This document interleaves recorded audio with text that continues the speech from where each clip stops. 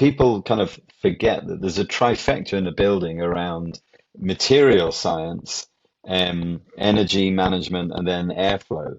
And if you actually move any of those pieces, you're going to have a knock-on effect of one of something else. The last energy crisis, the EPA's own building, they sealed it all up, tightened it up, build tight, ventilate right, that everything tightened for energy efficiency.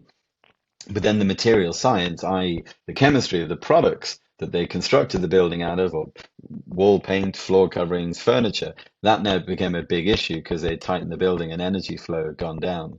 So rather than having material science, you got to look at integrated building science. So we talk about controlling its sources, then you may not be able to do that completely all the time. So then you need to look at ventilation as being the next thing.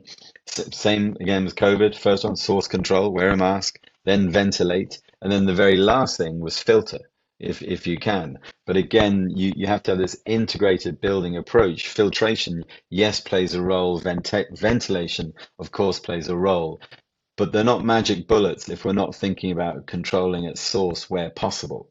And then you start to get into looking at your ventilation strategy, your filtration strategy. But it's very much an integrated approach.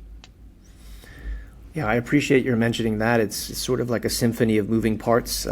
You can treat one aspect in the building, but of course, it is a full ecosystem. And so ventilation used to be a great idea, but with the wildfire smoke, and of course, outside air isn't always pure air or clean air.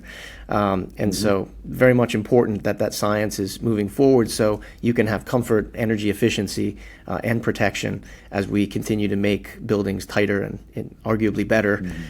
We need to certainly keep that top of mind.